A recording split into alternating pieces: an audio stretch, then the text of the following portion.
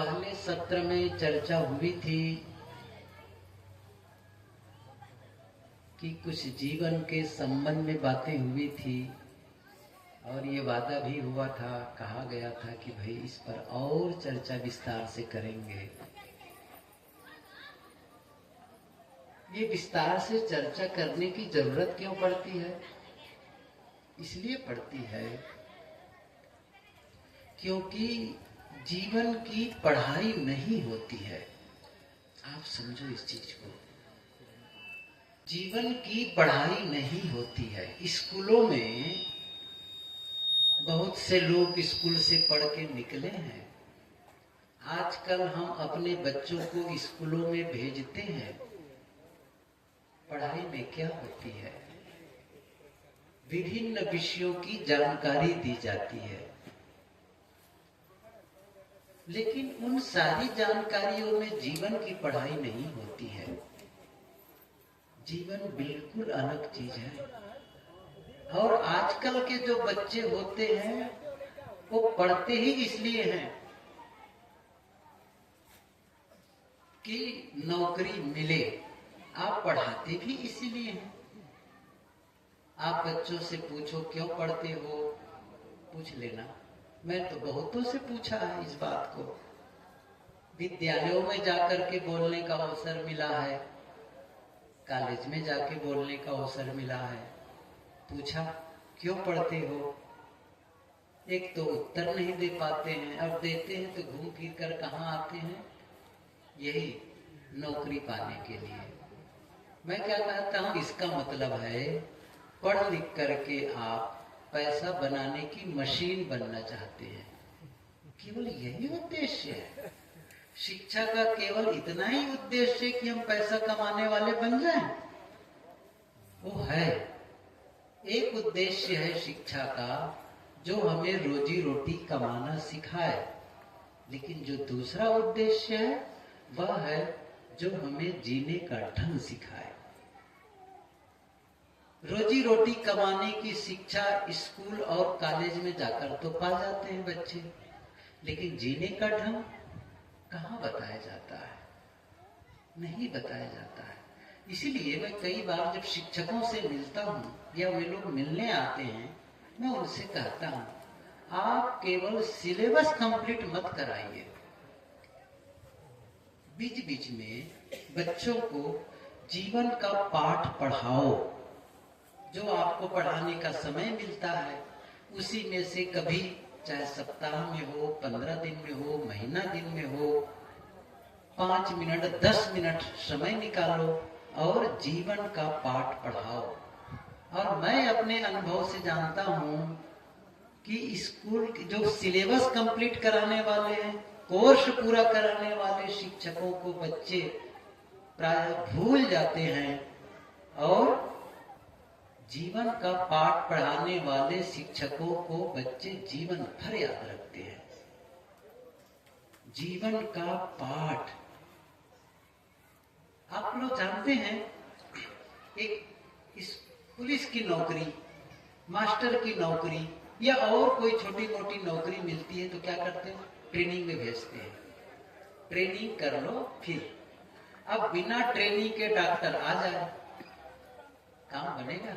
आप बताओ। बिना ट्रेनिंग के कोई पेट को फाड़ दे, क्या होगा? समझ रहे हैं ना? ट्रेनिंग चाहिए हर जगह। लेकिन जब आप गृहस्थी की शुरुआत करते हैं तो ट्रेनिंग मिलती है? बताओ मुझे। जब शादी होती है तो कोई ट्रेनिंग होती है? देखो ये पत्नी के रूप में है, ये पति के रूप में है, इनके साथ कैसे व्यवहार करना है ताकि सुखद गृहस्थी हो सके। मैं कभी कभी शादी करके आते हैं, आशीर्वाद लेने कई बार होता है, तो पूछता हूँ अब तो शादी हो गई है, एक बात बताओ, सुखद गृहस्थी किसे कहते हैं? कैसे होगी सुखद गृहस्थी? पता ही नहीं है। कैसे होगा जीवन? बिना ट्रेनिंग के माँ बन गई, बिना ट्रेनिंग के पिता बन गए। पता ही नहीं है कि माँ का दायित्व क्या है, पता ही नहीं है पिता का दायित्व क्या है। क्या केवल बच्चा पैदा कर देने मात्र से कोई माँ हो जाती है? बच्चा पैदा कर देने मात्र से कोई पिता हो जाता है? जैसे कोई किसी को दीक्षा दे दे, दीक्षा देने से कोई गुरु हो गया? दीक्षा देने से गुरु कैसे कोई हो जाएगा? दीक्षा गतिविधि है, व्यवहार है, करना है, वो गलत नहीं है, लेकिन गुरुत्व का उद्घाटन करना पड़ता है। वो साधना और तपस्या से संभव है। किसी के गले में कंठी डाल दी, किसी को साधु का वेश दे दिया और कहता है कि वो गुरु है। अरे ठीक है, गुरु कह लो, मान लो, लेकिन गुरुत्व का पद बहुत अलग है। जिसका मन अपने में स्थिर हो गया है, शांत हो गया है, श्रोत्री ब्रह्मनिष्ठ, और अपने यहां क्या कहते हैं, रहनी संपन्न, रहनी संपन्न, उस रहनी में रह गए हो। गुरुत्व कोई साधारण पद है कि दीक्षा दिए गुरु हो गए? मैं ये नहीं कह रहा हूं कि दीक्षा देना गलत है। दीक्षा गतिविधि है, ठीक है, दे दो, लागो, लोगों को रास्ते पर लगा दो, बात ठीक है। ऐसे ही है ये मां का बनना, मातृत्व का उद्घाटन करना पड़ता है, पितृत्व का उद्घाटन करना पड़ता है, क्योंकि अब एक नए जीव का आपके बीच आगमन हो गया है, नए प्राणी का। उसको एक नए इंसान के रूप में विकसित करना, वो नए एक अच्छा इंसान बने, इसके लिए उसको प्रशिक्षित करना। स्वयं प्रशिक्षित नहीं है, बताओ क्या होगा? क्या वैसे बच्चों के साथ कैसे व्यवहार करना है? आज तो मेरा विषय नहीं है, फिर भी एक वाक्य बताऊं मैं इसको बाद में बोलूंगा। जब बच्चा जन्म लेता है ना, तो उसके माथे पर एक वाक्य लिखा रहता है, कोई नहीं पढ़ पाते उसको, दिखता नहीं है ना। बात ये है, क्या लिखा रहता है उसके माथे पर? मैं कुछ नहीं जानता, मुझे सिखाओ, मुझे बताओ। बच्चा कुछ नहीं जानता। अब आपको उस बच्चे को सिखाने का तरीका कैसा है? प्रेम से सिखाते हैं, स्नेह से सिखाते हैं, या फिर डांट डपट की भाषा बोलते हैं? बताओ क्या है उसमें? मतलब कई बार आप समझ ही नहीं पाते हैं कि बच्चों का संस्कार कैसे दिया जाता है। मेरा विषय था जीवन के संबंध में अधिक से अधिक जानकारी बहुत जरूरी है। और ये शुक्रात ने भी कहा है, जिस जीवन को समझा नहीं गया है, जिस जीवन को समझा नहीं गया है, वह जीवन व्यर्थ है। जीवन क्या है, कैसे जीना है? मैं एक छोटा सा प्रश्न पूछूं आपको, आप अच्छा जीवन जी रहे हैं या अच्छा जीवन नहीं जी रहे हैं, कैसे जानते हैं? छोटा सा है ना प्रश्न। क्या है? प्रश्न करने जैसा नहीं है।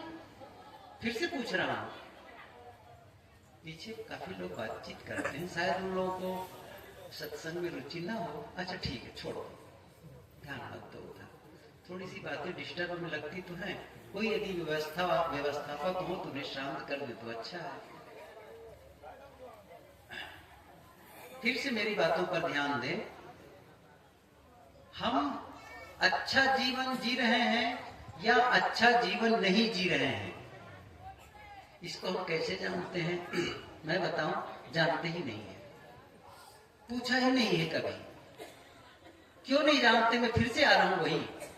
यही जब हम लोग बैठे हैं, यदि मैं कोई राजनीति की चर्चा छेड़ दूं तो बहुत से लोग होंगे जो राजनीति के संबंध में बहुत बारीकी से बताएंगे। अमुक पार्टी में कौन है, अमुक पार्टी में क्या चल रहा है, पार्टियों में कैसी लड़ाई हो रही है, कौन नेता, कौन राजनेता, कौन मिनिस्टर, बहुत बारीकी से बताएंगे। यदि मैं सिनेमा की चर्चा छेड़ दूं तो कई लोग हो सकते हैं जो बताएंगे नई सिनेमा कौन सा रहा है, कौन एक्टर है, कौन एक्ट्रेस है, कौन विलेन है, कौन गीत नया है, सब बारीकी से बता देंगे। और मैं मान लो छेड़ दूं, खेल के बारे में चर्चा छेड़ दूं तो खेल के बारे में बताने वाले मिल जाएंगे। लेकिन इन्हीं जानकार लोगों से पूछूं जीवन क्या है, नहीं पता है। सुखद और जीवन, सफल जीवन किसे कहते हैं? अब देखिए ये छोटी छोटी बातें, सफल जीवन किसे कहते हैं? कब आप मानेंगे कि मैं सफल जीवन जी रहा हूं? किसे देखकर कहेंगे कि वो सफल जीवन जी रहा है? क्या पा जाएंगे तब सफल जीवन माना जाएगा? नहीं पता है। क्यों? क्योंकि जब राजनीति के बारे में जानकार लोग क्या करते हैं, जब अखबार उनके हाथ में आता है तो राजनीति वाला पन्ना पलट लेते हैं, पूरा अक्षर अक्षर पढ़ डालते हैं। टीवी देखना होगा तो राजनीति के समाचार सुनेंगे, मोबाइल में देखना होगा तो राजनीति वाला समाचार सुनेंगे, सब बातें सुनेंगे, तो राजनीति की जानकारी बढ़ गई है उनको। ऐसे ही सिनेमा के प्रेमी लोग उस पन्ने को पढ़ने लग जाते हैं, खेल वाले लोग खेल वाले को पढ़ने लगते हैं। जीवन के बारे में चिंता नहीं है कि मुझे कैसा जीवन जीना चाहिए।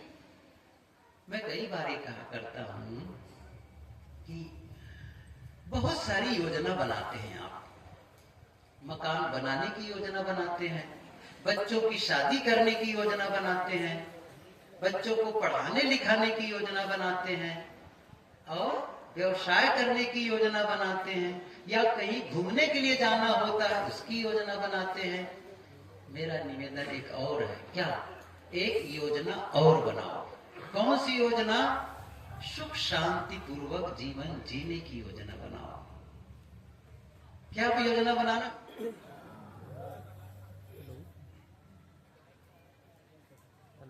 हेलो बाबू, हेलो। सुख शांति पूर्वक कैसे जीव? बैठ जाओ थोड़ा, कभी अकेले में बैठो या अपने जीवन साथी के साथ बैठ जाओ, पति पत्नी बैठ गए, या अपने पूरे फैमिली के साथ बैठ लो, कोई बात नहीं है। और बैठकर क्या करो? अब हम सुख शांति पूर्वक आपस में जीवन जिएंगे। क्या करें? योजना बना लो, कैसे शब्दों का प्रयोग करना चाहिए, बात कर लो। कौन सा ऐसा काम करें जिससे एक दूसरे को आनंद आए, एक दूसरे के प्रति सम्मान बढ़े, ध्यान दे दो थोड़ा से। या आपस में पति पत्नी बैठ लो, हम कि अब दोनों की शादी हो गई है, सोच लो कितने बच्चे हम लोग अपने बीच में ले आए ताकि उनको बढ़िया से पालन पोषण कर सके। फिर सोचे, बच्चों की संख्या बढ़ती चली जा रही है। अब क्या कहते हैं? भगवान दे रहा है। अब तो समझो इतना विकास हो चुका है, आप में क्षमता नहीं है 2 बच्चों का पालन पोषण के लिए, अब आधा दर्जन बच्चा पैदा कर लिए। योजना नहीं बना लेना चाहिए? हमारी क्षमता केवल 2 की है, और सही कहो तो 1 की है, और उससे बढ़िया है पैदा ही मत करो। सही कह रहा हूं मैं। क्यों कह रहा हूं? भारत की जनसंख्या के बारे में जानते हो ना, कितनी ज्यादा हो गई है, और बच्चों की लाइन लगा। अब मैं, खैर ये विषय भी मेरा इस समय नहीं है, मैं क्या बताना चाहता हूं, आप सुख शांति से कैसे जिए इसकी भी योजना बना लो आपस में। नहीं बनाओगे कैसे होगा? उबड़ खाबड़ होगा जीवन, जैसे तैसे जीते रहोगे बस। तब किसी साथ लड़ाई होगा, झगड़ा होगा, मार पीट, हल्ला गुल्ला, दुखी अशांत। क्या करें? क्या बोलते हैं? बड़ा टेंशन है जी। क्या बताएं? क्यों टेंशन है भाई? जीने का सही तरीका नहीं आ रहा है, इसी के लिए तो है। क्यों विवाद है? सुख से भी तो जी सकते थे। मैं ये कह रहा था, प्रश्न फिर से मेरे पास अभी वही रखा हुआ है, हम अच्छा जीवन जी रहे हैं या अच्छा जीवन नहीं जी रहे हैं, कैसे जानते हैं? आप कहेंगे साहब बता दो, वही बताने के लिए बैठा ही हूं मैं। और बड़ा सरल है ये, बहुत सरल है समझना। कैसे जानना है इसको? क्या है उसका पैमाना? जीवन में आने वाला परिणाम। बस कैसा परिणाम आ रहा है जीवन में? जैसे एक विद्यार्थी पढ़ाई किया, साल भर पढ़ा, परीक्षा हुई, रिजल्ट आया, फेल हो गया। पूछा गया बेटा तू फेल कैसे हो गया? क्या कहता है? मैंने बहुत मेहनत की थी, ठीक से पढ़ाई की थी, ठीक से उत्तर लिखे थे। क्या कहा जाता है? तू ये मत बता कि कैसी पढ़ाई की थी, तुम्हारा रिजल्ट बता रहा है। सही है ना? रिजल्ट बता रहा है कि तुमने साल भर कितनी मेहनत की है। ऐसे ही हम लोग क्या कहते हैं, मैं बहुत सत्संग करता हूं, बहुत सेवा करता हूं, बहुत ध्यान करता हूं, बहुत भजन गाता हूं, बहुत प्रवचन करता हूं। ये मत बताओ रिजल्ट कैसे आ रहा है जीवन में, सही रिजल्ट है क्या? आप अपने जीवन से खुश हैं क्या? आपके व्यवहार से आपके परिवार वाले खुश हैं? जिन लोगों के साथ में रहते हैं वे क्या आपके साथ में रहना पसंद करते हैं? क्या है? सफल जीवन है? बीमारी आप झेल रहे हैं, लड़ाई झगड़ा का अनुभव आप कर रहे हैं, सही है ना? कैसे सफल जीवन माना जाएगा? कैसे कहा जाए कि मैं अच्छा जीवन जी रहा हूं? आप कहेंगे मैं अच्छा जीवन जी रहा हूं, मैं कहता हूं अच्छा जीवन नहीं जी रहे हैं। प्रमाणित करो जरा से, रिजल्ट कैसे आ रहा है? रोज रोज आपको आनंद का अनुभव हो रहा है? पूछो अपने आप से कभी, क्या पूछना है, क्या मैं जैसा जीवन जीना चाहता हूं वैसा जी रहा हूं? क्यों? कौन रोक रहा है मुझे बताओ? कौन रोक रहा है आपको? आपको अच्छा बोलने के लिए कोई रोक रहा है? मीठा बोलने के लिए कोई प्रतिबंध है आपको? नहीं। सही काम करने के लिए कोई रोक टोक है? सही सोचने के लिए, यही तो जीने का तरीका। इसलिए आप अपने जीवन के जिम्मेदार हैं, आप बनो। सबको अपने अपने जीवन का जिम्मेदार बनना है। कोई भगवान भरोसे आपका जीवन अच्छा होगा, कोई भाग्य भरोसे बैठा रहे। देखिए एक बात बता दूं, थोड़ा कठोर हो गई बात। भगवान भरोसे और भाग्य भरोसे बैठे रहने वाले लोग कभी भी जीवन में प्रगति नहीं कर सकते हैं, ये आप ध्यान दो। भगवान आपका दुश्मन नहीं है। और सबसे पहली बात तो यही बता दूं, देखो इसकी व्याख्या का अवसर मेरे पास नहीं है। भगवान कोई व्यक्ति नहीं है, ईश्वर कोई व्यक्ति नहीं है जिनसे कभी आपकी मुलाकात हो। ये दिमाग से ही निकाल दो कि वो व्यक्ति, जैसे हम लोग आपसे मिले हैं, हमारे कमरे में कुछ, मेरे कमरे में जहां मैं रहता हूं वहां कुछ लोग चले गए, अभी आप लोगों से बातचीत कर रहे हैं। ऐसा नहीं कि भगवान यहां आके बैठ जाए, अब भले कोई बताए कि परमात्मा का अवतार हो गया है, होने दो, वो जाने। लेकिन ऐसा नहीं है कि वो आकर के बैठे और आप लोगों से बातचीत करे, ऐसी कोई सत्ता ही नहीं है। ये नियम है, बस सृष्टि का नियम है। उस नियम को समझ लो, जीवन को समझ लो, बस कैसे काम करता है ये दुनिया, कैसे काम करती है जीवन, कैसे काम करता है। मैं एक छोटी छोटी बातें बताऊं, आपके समझ में आएगा। देखो है तो बहुत क्लिष्ट बात, ये बड़ा कठिन, ये थोड़ा विषय ही कुछ ऐसा है जिस पर थोड़ी सी दिमाग की जरूरत, लेकिन मैं इतनी सरल ढंग से बताने का प्रयास कर रहा हूं ताकि आपके भीतर ये पहुंच जाए।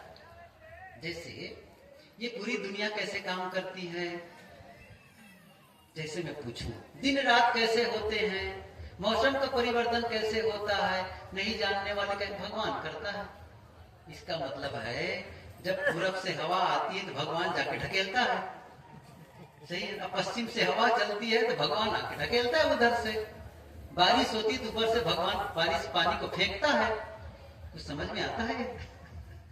क्या जरूरत पड़ेगी उसकी इतना परेशान होने की?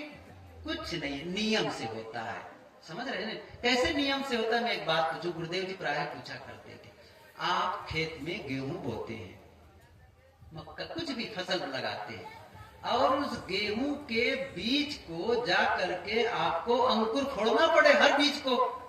कोई किसी किसान को जितने बीज हैं जा जा करके उसको अंकुर को निकाले, उसको फोड़ फोड़ करके, क्या वो निकाल पाएगा सबको? नहीं निकाल सकता है। लेकिन कैसे अंकुर निकल जाते हैं? जब उसको पानी, मिट्टी, सूर्य की रोशनी और ऑक्सीजन, ये सबका संयोग मिलता है, मौसम उपयुक्त होता है। ये चाहे वो 1 एकड़ की जमीन हो, चाहे 1000 एकड़ में गेहूं बोए हो, सब निकल आएंगे, नियम से निकलते हैं। एक पत्थर आप ऊपर फेंकते हैं, पत्थर नीचे आ जाता है। कैसे आ गया? ये तो आजकल बच्चे भी पढ़ते हैं कि कैसे पृथ्वी में इन चीजों को खींचने की शक्ति है जिसे गुरुत्वाकर्षण शक्ति कहते हैं। वही न्यूटन कितनी बार पढ़ चुके हैं, उसको मैं आपको स्कूल के कोई विषय नहीं पढ़ाने जा रहा हूं, लेकिन बातों को समझने जैसी है। जब आप पानी यहाँ डालते हैं तो नीचे की ओर बहता है, आग जलाते हैं ऊपर की ओर उठने लग जाता है। अरे नियम है भाई उसका, सीधी सी बात है। मैंने कहा ना, पृथ्वी की गति है, एक बार घूमती है पूरा पूरा दिन और रात हो जाती है। जिधर सूर्य का हिस्सा पड़ा दिन होता चला गया, सूर्य के विपरीत पड़ा रात होती चली गई। ऑटोमेटिक घूम रही है पृथ्वी, कोई थोड़े पृथ्वी को ढकेला घूमो।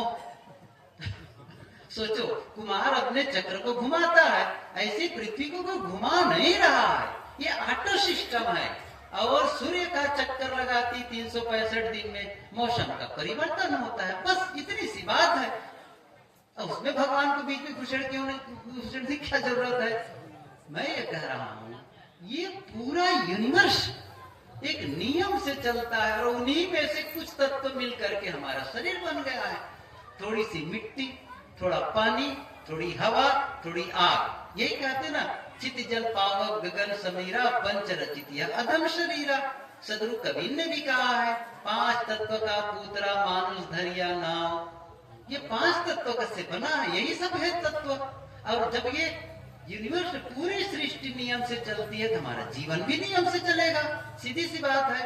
छत पर कोई जाए और एक पैर को छत के उस पार रख दे जमीन खाली जगह में, और दूसरे पैर को भी हटा दे उस पार, अब क्या होगा, नीचे आएगा।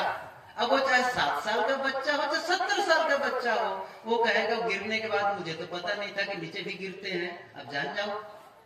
सीधी सी बात है, ये नियम है भाई, कुछ नियम। आग में हाथ डालोगे, अब चाहे वो साधु हो, चाहे वो गृहस्थ हो, चाहे नर हो, चाहे नारी हो, और चाहे वो परमात्मा का अवतार हो, जलेगा नहीं जलेगा बताओ, जलेगा ना।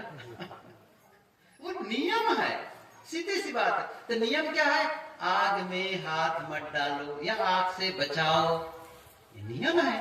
अब पानी की कोई बहुत पूजा करे, गंगा मैया की, सही है ना, गंगा का आरती करते हैं, कमाल की बात है। अभी देखो ना, कुंभ मेले में देखे होंगे आप लोग, गंगा के सामने खड़े होंगे, बहुत सारी आरती लेकर से घुमाते रहते हैं, दूध डालते हैं गंगा में। सोचो क्या करते हैं, दूध डालते हैं। और लोग नहीं है पीने वाले बच्चे घर गांव में, उसको नहीं पिला देना चाहिए, गंगा की आरती उतार रहे हो। अच्छा मान लो आरती उतार रहे हो, और रोज आरती उतारने वाले का पैर फिसला संगम में, कल्पना करो, तो गंगा मैया कहेगी मेरा बड़ा भगत है, इनको बचा दूं, है समझ में। अब कोई अग्नि का उपासक हो, बहुत अग्नि देवता की उपासना करता हो, और रोज उसमें हवन कर रहा हो, घी मेवे मिष्ठान को, और घर में आग लग जाए, और अग्नि का उपासक है, अब क्या करे, अब तो अग्नि देवता कृपा करके आप घर को मत जलाओ, ऐसा कहा करके घी डालने लगे उसमें आग में, घर बचेगी। अरे भाई समझो इस चीज को, आप उसकी उपासना में लगे हो, यही उपासना है, उसका उचित उपयोग करो। पानी के समय पानी का उपयोग, आग के समय आग का उपयोग, ये उसकी पूजा है। अब उसकी आप आरती कर रहे हो, करो, आप कर लेते हो, उसके भी मुझे कोई दिक्कत नहीं है, लेकिन मेरा मतलब है ये जीवन भी नियम से चलता है। आप चोरी करोगे, चोरी करके कोई खुश हुआ है, पूछूं मैं आपसे, चोरी करके कोई खुश हुआ है, चोरी करके कोई धनी बना है, कब तक बन जाएगा वो। देखिए हो सकता है वो धनी बन भी जाए देखने में, लेकिन भीतर क्या हुआ है, इस चीज को आप समझे। जब आदमी चुराता है कोई सामान, क्या ला रहा है, उससे वो कुछ वस्तु पा रहा है, रुपये पैसे पा रहा है, और बेच किसको रहा है, अपनी अंतरात्मा को, अपनी जमीन को बेच रहा है। ध्यान दो इस चीज को, अपने को बेच रहा है, लेकिन क्या वो भूल गया कि मैंने चोरी की है, याद रहेगा मैंने चोरी की है, और ये जो याद है ना उसको खाता है भीतर भीतर। आप समझ लीजिए, उसको कुतर डालता है, जैसे लकड़ी के अंदर में कीड़े होते हैं ना, और लकड़ी को खोखला कर देता है, ऊपर से लकड़ी दिखती है सुंदर, लेकिन अंदर में खोखली हो जाती है। ऐसे ही मैंने चोरी की है, मैंने हत्या की है। गुरुदेव जी बताते थे, एक आदमी किसी को मार दिया और ऐसा संजोग पुलिस नहीं जान पाई, कोई कार्रवाई नहीं हुई, लेकिन उसको तो पता है। क्या कहता था आकर के, महाराज जी मैंने उनको एक बार मार तो दिया, लेकिन रोज जब मैं बिस्तर पर जाता हूँ मेरे सामने वो तलवार लेकर खड़ा हो जाता है, रोज हत्या करता है मेरी। सोचो कितना बड़ा त्रासदी है ये ना। तो सीधी सी बात है, उसके बिना भी काम चलने वाला है। ऐसे ही जिसको मार रहे हो ना, वो तो कुछ दिन में वैसे ही मर जाने वाला है। साहब ने क्या कहा है, पानी केरा बुद बुदा अस मानुष की जात। वो पानी का बबूला होता है, ऐसे ही मनुष्य का शरीर है। अब उस पानी के बबूले को किससे मार रहे हो, बंदूक से मार रहे हो, वो तो अपने आप फूटने वाला है। समझ रहे हो ना, और उसको मारे चले जा रहे हो। क्यों, इसको मारने पर मैं सुखी हो जाऊंगा। अरे सुखी क्या हो गए, पत्थर ला दोगे भीतर, वो हिंसा के संस्कार भीतर चले जाएंगे, वो चोरी के संस्कार भीतर चले जाएंगे। गलत करके कभी भी कोई सुखी नहीं हो सकता है, ये नियम है, नियम है। वो सजा ही मिलेगी, बाहर से सजा भले मत मिले, बाहर से, लेकिन आत्म प्रतिष्ठा भीतर से वो जलता रहेगा, अशांत उद्विग्न बना रहेगा। कैसे शांत, दूसरों को अशांत करके आप शांत रहेंगे, ये नियम है? कहीं कहीं नियम नहीं है। कबीर साहब की पंक्ति याद करो, याद है, मैं याद दिलाता हूं फिर से। एक बहुत प्रसिद्ध पंक्ति है, कबीर कमाई आपनी निष्फल कभी न जाए, बोया पेड़ बबूल का। बोल दो, याद है कि नहीं? याद कर लो, माताएं भी याद कर लो। फिर से मैं बोल रहा हूं, कबीर कमाई आपनी निष्फल कभी न जाए, बोया पेड़ बबूल का आम कहां से। कितनी अच्छी बात साहब कहते हैं। इसका मतलब है आप कांटा बो करके कभी भी फूल नहीं पा सकते। दूसरों को दुख दे करके, दूसरों को ठग करके, गलत व्यवहार करके आप सुखी होने की चेष्टा करो ही मत। सुखी होने का तरीका है, सुखी होने का तरीका, जो चाहो जीवन में वो देना शुरू कर दो, बस देना शुरू। आप सम्मान चाहते हो, सम्मान देना शुरू कर दो। क्यों कह रहा हूं मैं, बताता हूं इसके बारे में। खेत में अंदर में अन्न भरे हुए हैं, भरे नहीं, बताओ अन्न? अरे इतना आप डालते हो बीज और इतना पाते हो, कहां से आता है? उसी धरती से तो है ना, इसी वातावरण से तो है, सही है ना? अब खेत के सामने घुटने टेक करके बैठो, धरती माता अन्न दो, धरती माता अन्न दो, ऐसे नहीं होगा। उसका सिस्टम है क्या, बीज बो। अच्छा किसका, जो चाहो, मक्का चाहिए मक्के का बीज बो दो, गेहूं चाहिए गेहूं का बीज बो दो, गन्ना चाहिए गन्ने का बीज बो दो, लौकी चाहिए लौकी का बीज बो दो। सीधी सी बात है ना।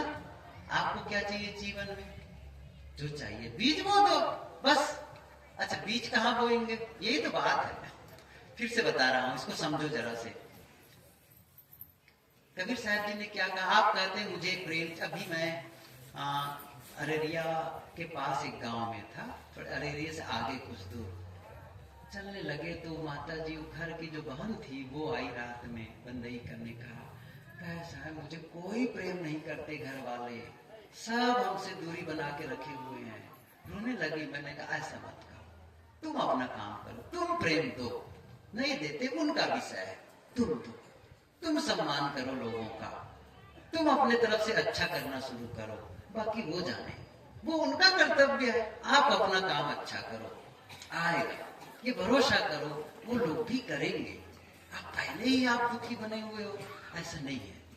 मेरा कहने का मतलब ये हुआ, आप प्रेम का बीज बो दो। अच्छा कबीर साहब जी ये भी कहते हैं, प्रेम न बाड़ी उपजे, प्रेम न हाट बिकाए। अच्छा प्रेम का बीज कैसे बो जब बाड़ी पैदा नहीं होता है? वो यही तो अंतर है जीवन में। बस जीवन का बीज जीवन में बोना पड़ता है। मैं इसलिए कह रहा हूं जीवन का पाठ पढ़ाया ही नहीं जाता है। समस्या क्या है? जीवन का पाठ पढ़ाया ही नहीं जाता है।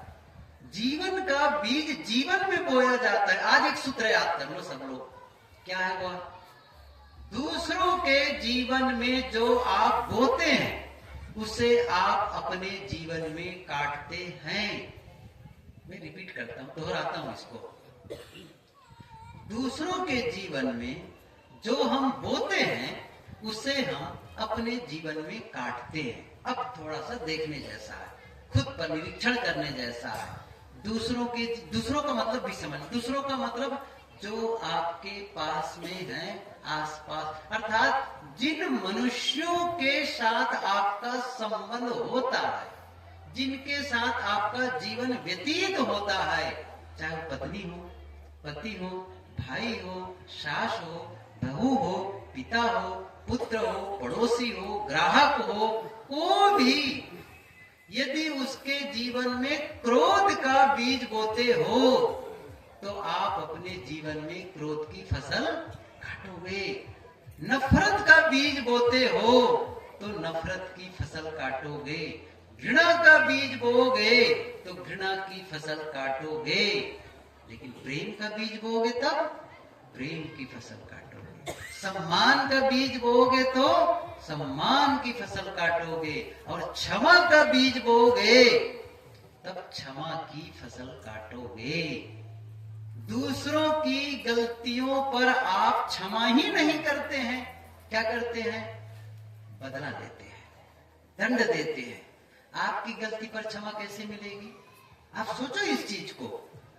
दूसरों की गलती को जो क्षमा करके बीज नहीं बोया है, आप अपनी गलती पर हमें क्षमा कैसे मिल सकती? इसका मतलब ये हुआ हम बीज बोए बगैर फसल काटना चाहते हैं।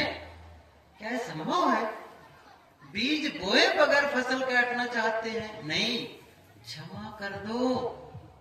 हर आदमी यही चाहता है, मेरी गलती को लोग क्षमा कर दें। सच्चा आप भी चाहते हैं, दूसरे भी चाहते हैं। हम क्या करते हैं? हमारी गलती पर तो क्षमा कर दे, दूसरे की गलती पर सजा मिले, है ना? दूसरे की गलती पर सजा मिले, उन्हें दंड मिले, उनकी गलती को लोगों को बताई जाए। हमारी गलती पर क्षमा और दूसरों को सजा, ये नीति नहीं है। नीति है यदि आप क्षमा चाहते हैं तो क्षमा का बीज बो दो। बस देखो जीवन का चमत्कार कैसे होगा। जीवन फिर लौटा के देता है। इको पॉइंट है, ध्वनि की प्रतिध्वनि। कहीं आप ऐसी जगह गए हो, पहाड़ी हो या कोई ऐसी खंडर हो जहां बोलो जोर से, वहां से लौट करके आता है ना, उसी को कहते हैं प्रतिध्वनि। कबीर साहब ने बहुत बढ़िया कहा है, हर बातें उनकी निराली है। मैं एक उदाहरण बताऊं, कबीर साहब की पंक्ति बताता हूं। जो दर्पण प्रतिबिंब देखिए आप धुनमा सोए, यह तत्व से वह तत्व है, या ही से वह होए। साहब क्या कहते हैं? बिल्कुल सटीक उदाहरण, आप सबका अनुभव है। जो दर्पण प्रतिबिंब देखिए, दर्पण के सामने खड़े हो जाओ। जो दर्पण, अब उसमें जो दर्पण में दिखाई दे रहा है, क्या दिखाई दे रहा है? आपका चेहरा। आप बिंब हैं, वो प्रति मतलब लौटना। जो आप हैं वही लौट कर दिखाई दे रहा है। प्रतिध्वनि लौट करके, प्रति लौटना, वही है प्रतिबल, प्रतिक्रिया। ये कहने का मतलब है जो दर्पण प्रतिबिंब देखिए।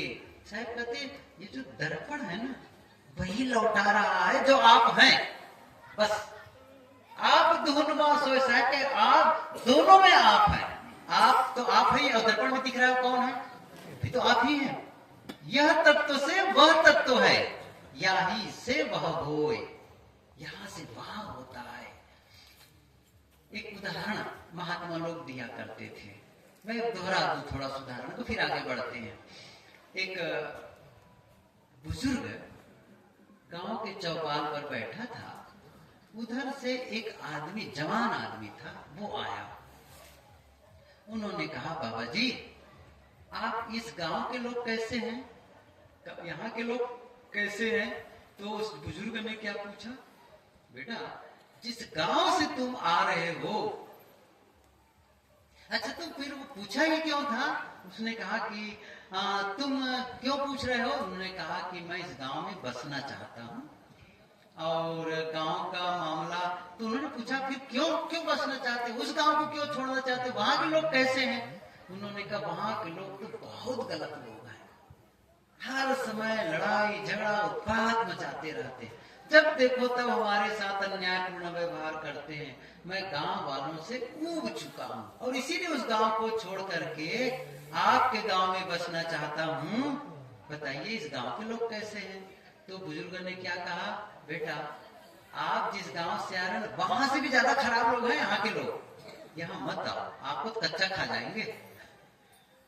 वो लौट गया। ऐसा संजोग 10 मिनट बीते, एक दूसरा जवान आदमी आ गया, उसने भी वही बात कही कि बाबा जी मैं इस गांव में बसना चाहता हूँ, यहाँ मेरे गांव में मेरी जमीन सड़क पे निकल गई, नहर से निकल गई है और बहुत कुछ ऐसी समस्या आ गई है, नदी के कटाव में जमीन निकल गई है, मैं आपके गांव में बसना चाहता हूँ, मैं पूछने आया हूँ इस गांव के लोग कैसे हैं? उनसे भी वही प्रति प्रश्न किया गया, बेटा वहां के लोग कैसे हैं? उन्होंने क्या कहा, वहां के लोग बहुत अच्छे लोग हैं, इतने सज्जन लोग हैं, सबके प्रति मेरा प्रेम और सम्मान है, सबको मैं चाहता हूँ, सब लोग मुझे चाहते हैं, बहुत अच्छे लोग हैं, मुझे दुख हो रहा है मैं उस गांव को छोड़ रहा हूँ। उसने कहा बुजुर्ग ने, बेटा जिस गांव से आए उससे भी अच्छे लोग यहाँ मिलेंगे तुम्हें, तुम इस गांव में आके बस जाओ। वो भी चला गया। एक तीसरा आदमी वहां बैठा हुआ था, उसने कहा बाबा जी जब दोनों चले गए बड़े विचित्र हैं आप, गांव के आदमी तो वही हैं, एक से कहते हैं यहाँ के लोग खराब लोग हैं, दूसरे से कहते हैं यहाँ के लोग सज्जन लोग हैं। तो उन्होंने क्या कहा, बेटा समाज खराब नहीं होता है, व्यक्ति खराब होता है। वो पहले वाला था ना, उसका स्वभाव ही लड़ने वाला था, तभी तो गांव वालों से लड़ाई हमेशा सबसे होती थी। ये आदमी बहुत सज्जन आदमी है और ऐसे सज्जन लोग यहाँ आकर के बसेंगे तो गांव का महत्व तो और बढ़ जाएगा।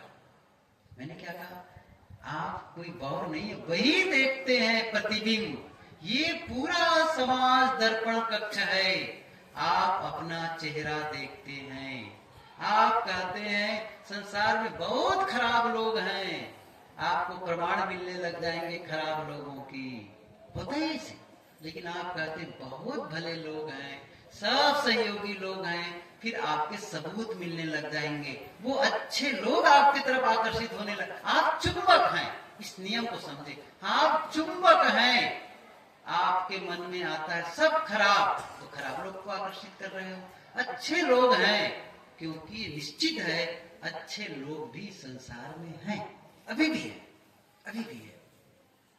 इसलिए आपका भाव क्या है, आपका भाव, आपको भी सुधरना है। तो मैं कह रहा था इस जीवन की जिम्मेदारी आपको लेनी है। क्या जिम्मेदारी? कि मैं इस जीवन का जिम्मेदार हूं। क्या मतलब है इसका, मेरा कहने का मतलब, जीवन, मैंने एक पुस्तक पढ़ी, मन चाहे सफलता कैसे पाए, 25 सूत्र है उसमें, 25। पहला सूत्र बताता हूं मैं आपको। पहला सूत्र क्या लिखा है, आप जीवन के 100% जिम्मेदार है। 100% का मतलब 100%, उन्होंने क्या लिखा है, 100% का मतलब 99 से काम नहीं चलेगा। आप ध्यान दीजिए, यहाँ तो 62% आ गया, 60% तो फर्स्ट डिवीजन आ जाते हैं, स्कूलों में होता ही नहीं होता है, 30-35 में तो पासे हो जाते हैं, लेकिन वहां क्या कर रहे हैं, जीवन में 99 से काम नहीं चलेगा, 100% जिम्मेदारी जीवन की लेनी पड़ेगी।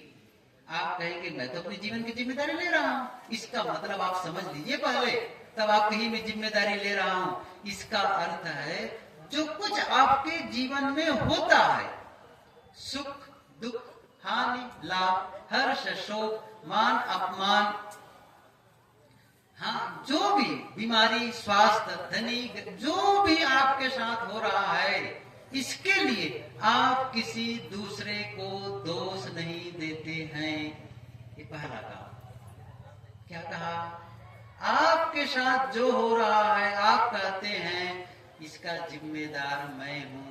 मैं बीमार हूं इसका मतलब मैं जिम्मेदार हूं। मैं अशांत हूं मैं जिम्मेदार हूं।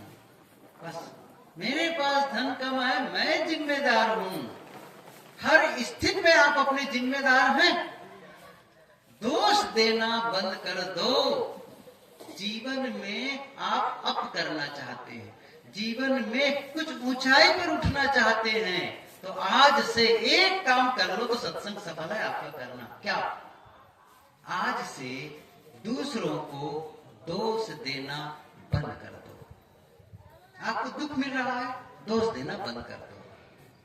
बस मैं क्यों कह रहा हूं दोष देना बंद कर दो? मैं ही नहीं कह रहा हूं, सदगुरु कबीर साहब की वाणी सबको याद है, सबको याद है। मैं बोलूंगा हाँ हाँ हाँ सबको याद है।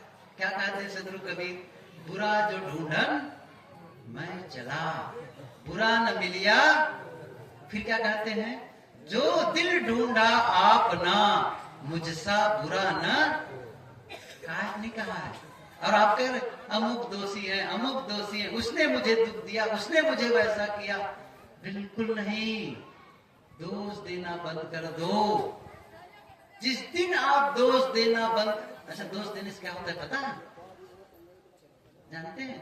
जब आप दोष देते रहते हैं तो अंदर अंदर उनसे आप नाराज रहते हैं, नाराज रहते हैं, अंदर अंदर से उनके प्रति क्रोधित रहते हैं।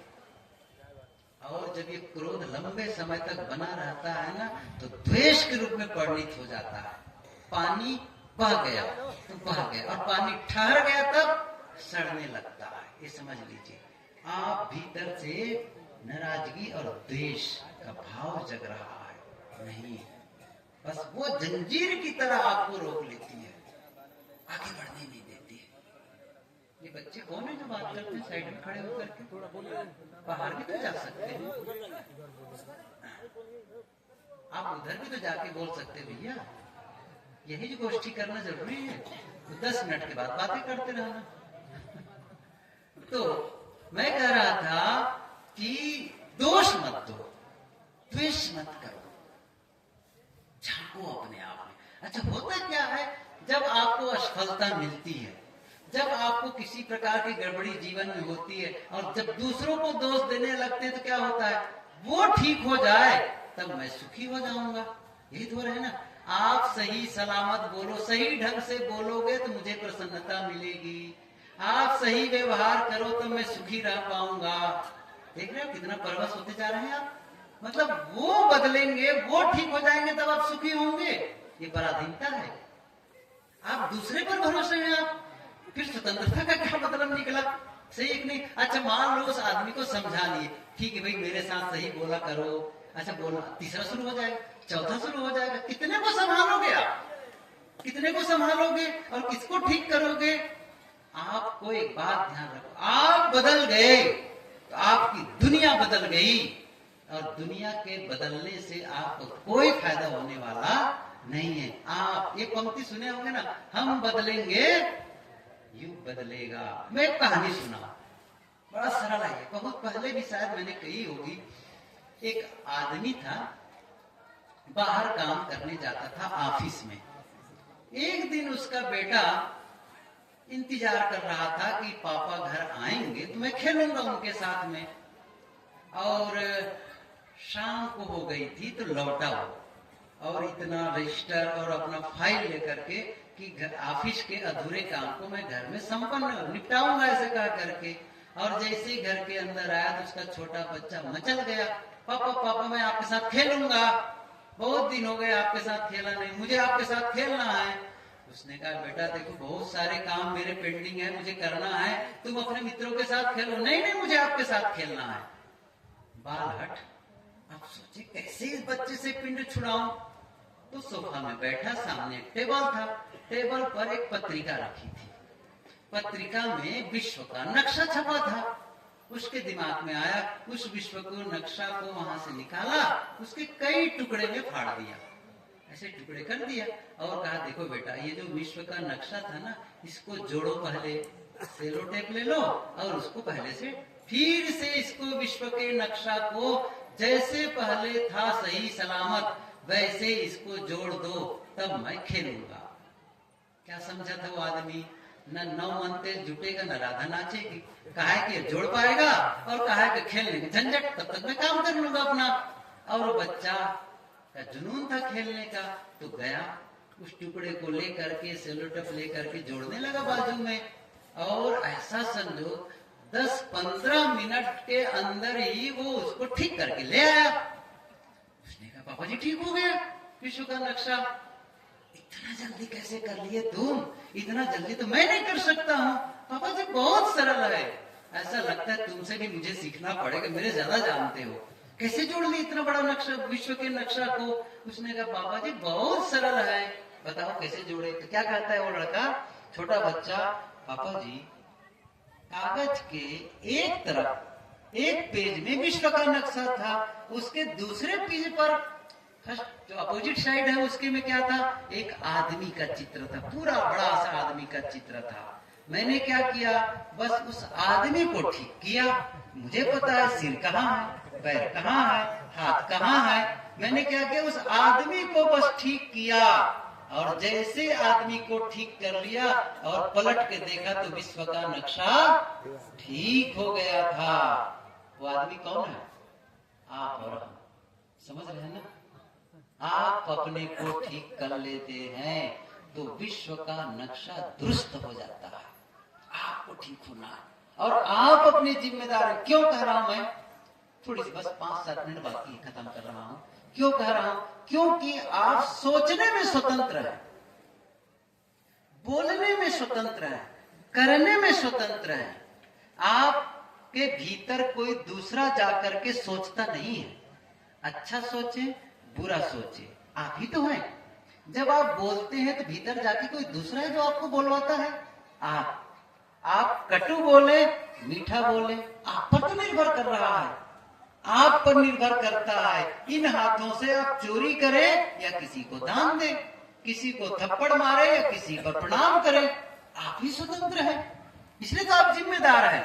इसके लिए आप जिम्मेदार होते हैं अपने जीवन कर्मों के। आप अपने कर्मों के कर्ता और विधाता, अपने भाग्य के विधाता हैं। आप दूसरे के भरोसे मत रहो कि हमारा भाग्य भगवान लिखेगा। आप लिखते हैं। आपका भाग्य कोई दूसरा नहीं बनाता है। वो भाग का मतलब, भाग मतलब समझ रहे? भाग माने हिस्सा, सीधी सी बात। जैसे भाई भाई में बंटवारा, तो क्या भाई का एक भाई का हिस्सा ये, दूसरे भाई का हिस्सा मतलब भाग। सीधी सी बात है कि नहीं है? जैसे आप कभी बाजार में जाते हैं तो अलग अलग ऐसे भाग रखे नहीं रहते हैं, उसी को तो भाग कहते हैं। वही भाग्य, वही प्रारब्ध, वही हिस्सा। कौन सा हिस्सा? जो आपका है, अर्थात जो आपने किया वो हिस्सा आपको मिला। बस ये नियम समझो आप। नियम मैंने पहले से कह रहा हूं, अभी शुरू से। जो आपने दिया वो आपको लौटा। चाहे आप देने का मतलब शब्दों से दिए, विचारों से दिए, भावनाओं से दिए, कर्मों से दिए, वस्तुओं से दिए, किसी न किसी रूप में आप दे रहे हैं। शुरू मैंने क्या कहा था? क्रोध का बीज बोओगे तो क्या लौटेगा? क्रोध लौटेगा। नफरत का बीज बो डाल रहे हो बाहर, वो लौटेगा। अब उसका चाहे आपके विचार गलत हो तो भी परिणाम मिलेंगे, शब्द गलत हो तो भी परिणाम मिलेंगे, और कर्म गलत हो तब तो मिलते। कर्म को देखते हैं प्राय लोग। जब आदमी कोई चोरी कर लिया, हिंसा कर लिया, पकड़ लेते, ये चोर है। अरे चोर चोरी करने से नहीं बना है। वो चोर चोरी करने से नहीं बना है, चोर बनने से चोरी किया है। समझ रहे हैं मैं क्या कहा? पहले चोर बनता है कि बाद में चोरी पहले चोर बनता है कि पहले चोरी करता है? पहले चोर हो जाता है तब चोरी करता है। क्योंकि चोरी की घटना बाद में घटेगी, मन में तो पहले चोरी चल रही है। सही है कि नहीं? मन में भी चोरी के विचार न चले तो चोरी कर पाएगा? इसका मतलब जब तक वो चोरी की योजना बना रहा है चोर तो बन गया, अब केवल करना बाकी है। सही है कि नहीं है?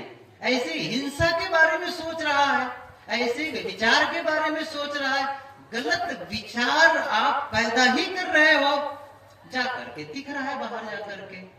अच्छा वही ठीक कर लो तब। अच्छा बीजें ठीक कर लो। फसल को ठीक करने के लिए क्या करना पड़ेगा? फसल बदलने के लिए, क्षमा करें, फसल बदलने के लिए क्या बदलना पड़ेगा? पानी बदल दो, गंगा जल छिड़क दो, बदल जाएंगे। किसान बदल दो। अरे फसल बदलने के लिए बीज बदल दो, बस सीधी सी बात है। जिस परिणाम को लेकर के आप असंतुष्ट हैं, बीज बो रहे तो ध्यान रखो। कृषि स्टोर में बात के लिखा था, जिस फसल को काट रहे हो यदि आप पसंद नहीं कर रहे हो तो उस बीज की जांच कर लो जिसे बोने जा रहे हो। क्या बोने जा रहे हो, क्या बोल रहे हो, क्या सोच रहे हो, क्या कर रहे हो। यदि ये गलत है तो फिर गलत लौट करके आएगा। इसलिए आप स्वतंत्र, आप जिम्मेदार हैं अपने जो कुछ मिलता है उसका। चलते चलते एक कहानी सुना करके बंद करता हूं, बस टाइम हो ही रहा है, 2-3 मिनट बाकी है, तब तक कहानी पूरी हो जाती है। एक राजा था, 3 सिपाहियों को बुलाया और कहा कि भाई आप लोग, उनको बुलवाया और क्या कहा, बड़े बड़े थैले लेकर के, बड़ा बड़ा थैला लेकर के, देखो बाग में बहुत सारे अच्छे अच्छे फल लगे हैं, कई प्रकार के फल, जाओ और उस थैले में अच्छे ताजा सुंदर मीठे फल भर के लाओ। और तीनों सिपाही चले गए। एक सिपाही ने बहुत मेहनत की, कई पेड़ों के पास बाग में चारों तरफ बहुत बड़ा बाग था, घुमा, फलों को देखता, चेक करता, टेस्ट करता, कौन मीठा कौन ताजा, और तोड़ता चला गया। पूरा दिन में वो अपने थैले को पूरी तरह भर लिया मेहनत करके। दूसरे सिपाही के मन में आया, क्या राजा साहब हर फल को खोल के देखेंगे, सोचेंगे फल से भरा है बस। तो उसने क्या किया, कुछ सड़े गले फल पड़े थे, कुछ कच्चे फल, कुछ खराब फल, जो भी मिलता चला गया, कुछ ताजा फल, ऐसे जो भी मिला सबको बटोर करके थैले को भर दिया। और तीसरे वाले ने क्या सोचा, राजा साहब क्या थैला खोल के देखेंगे, सोचेंगे भरा है। तो उसने वो भी नहीं किया फल भरने का। जो सूखी पत्तियां थी, जो घास थे वहां पर, सबको समेट करके थैले में ठूस दिया। थैले क्या का, एक तो बढ़िया फल से भरा, दूसरा अच्छा और सड़े गले फलों से भरा, और तीसरा जो है घास और पत्तियों से थैले को ठूस दिया। अगले दिन राजा साहब ने फिर बुलाया उन तीनों सिपाहियों को, अपने अपने थैले के साथ बुलाओ। आए और क्या कहते, तुम तीनों को जेल भेजा जाता है, कारावास। 1 महीने तुम्हें कारावास में रहना है। तीनों के लिए अलग अलग कमरे तैयार है, कोठरी तैयार है, और तुम लोगों के खाने के लिए वही जो अपने अपने थैले में भर के लाए हो। क्या कहा, जो अपने थैले में भर के लाए हो बाग से, वही खाने के लिए व्यवस्था है, दूसरी कोई व्यवस्था नहीं है। अब तो समझ गए होंगे क्या हुआ। क्या हुआ, जो ताजा ताजा फल भर करके, बढ़िया फल भर के लाया था, 1 महीने तक बढ़िया फल खाया और स्वस्थ हो गया। और दूसरा वाला जो सड़ा गला भी भरा था, कुछ ताजा भरा था, कुछ पका भरा था, वो भी किसी भांति जिंदा रहा, बीमार पड़ गया। सही है ना, बीमार पड़ गया, बच तो गया लेकिन बीमार हो गया अंत में। और तीसरे वाले का क्या हुआ हमें, क्या हुआ बताओ, मर गया। मर गया। अच्छा कौन मारा, राजा ने मारा? बताओ किसने मारा? अपने कर्म से। सही है कि नहीं है, अपने कर्म से, कोई मारने वाला नहीं है। अब मेरा एक प्रश्न है सबसे, आप अपने अंतःकरण रूपी थैले में कैसा फल भर रहे हो? ख्याल करो, ऐसा नहीं कि वही सूखी पत्तियां वही कचरा, देख लो जरा से खोल करके। आज अवसर है उस पत्ते को फेंक करके ताजा फल, अमृत फल, मीठा फल भर लो, ताकि लौट करके जब आपको खाना हो तो क्या मिले, वही वही। समझ रहे हैं ना? नहीं तो क्या होता है, हमें अपना ही तो मिलता है, एक बिल्डर होता है ना, बिल्डिंग बनाने वाला, बिल्डर जिसे कहते हैं, तो वो बहुत बड़ा बिल्डर था, कई उसके कर्मचारी थे। एक बार बड़ा सेठ ने कहा कि भाई, वो कहा कि मैं रिटायरमेंट लेना चाहता हूँ, छुट्टी लेना चाहता हूँ। उसने कहा ठीक है, छुट्टी मैं दे दूंगा, एक काम कर दो, बस एक मकान और बना दो, पैसे की कोई कमी नहीं है, लेकिन सुंदर मकान बनाना। ठीक है, गया मकान बनाने के लिए। अब उसका तो मन ही नहीं था, ऐसे ही अलसाया, किसी भांति इसको हटाओ। तो जैसे तैसे सामान मंगाया, जैसे तैसे सब कुछ सेकंड थर्ड नंबर का कहो, काम भी वैसा किया, बिल्कुल सब कुछ। हाँ, ऊपर से जब रंग रोगन करना शुरू किया तो एकदम बढ़िया, तो रंग रोगन एकदम बढ़िया, लेकिन जो मटेरियल लगा था, सामान लगा था, वो बहुत थर्ड क्लास का। और मकान बना के तैयार कर दिया, और जाकर कहा, चाबी लगा लिया, कहा कि सेठ जी, ये आप जिस मकान के लिए ऑर्डर दिए थे वो मकान तैयार है। अच्छा, मकान तैयार है, बहुत लंबे समय तक मेरे साथ काम किए हो, चलो मेरे साथ मकान दिखाओ। गया मकान दिखाने के लिए, और कहा कि ये मकान, अरे बड़ा सुंदर दिख रहा है मकान, तो बहुत अच्छा लग रहा है मकान देखने में। और फिर सारा मकान देखकर खुश हुआ, बहुत सुंदर मकान बनाए हो, और चाबी ताला बंद करके उस चाबी क्या कहते, इतने लंबे समय से काम किए हो, तुम्हारे काम से मैं बहुत खुश हूँ, ये मकान तुम्हें मैं गिफ्ट में देता हूँ। क्या कहा, इस मकान को तुम्हें मैं इनाम में देता हूँ। अच्छा, वो आदमी खुश हुआ तो रोया होगा, समझ रहे हैं ना, किसके लिए बनाया था वो कहते ना, दूसरे के लिए गड्ढा खोदोगे तो खुद तो गड्ढे में गिरोगे कि नहीं गिरोगे। बस ये संदेश को समझो, जीवन आपका है, जीना कैसे है निर्णय आप करते हैं, कैसे सोचना है, कैसे बोलना है, कैसे करना है, ये सारा निर्णय आपका है। आज से निर्णय कर लो, मैं सही बोलूंगा, कट नहीं बोलूंगा, सही सोचूंगा। सही सोचने का मतलब है अपने लिए भी अच्छा, दूसरे के लिए भी अच्छा।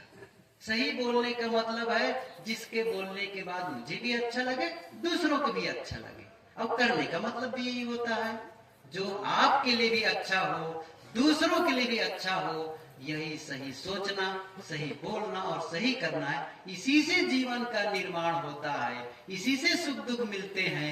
हम अपने जीवन के निर्माता हैं, हम जैसा चाहे वैसा जीवन का निर्माण कर सकते हैं। हम सुखी होना चाहें, रास्ता खुला है, दुखी होना चाहें, रास्ता खुला है। आप जिस रास्ते पर चलना चाहें स्वतंत्र हैं। आप लोगों से निवेदन है कि आप लोग सुख वाले रास्ते पर चलें, आनंद वाले रास्ते पर चलें, शुभ रास्ते पर चलें और जीवन को शुभ बनाते चलें। बहुत बहुत धन्यवाद सबको, साहेब बंदगी, बहुत प्रेम से सुनने के लिए और इतनी शालीनता का परिचय देने के लिए आप सबका आभार।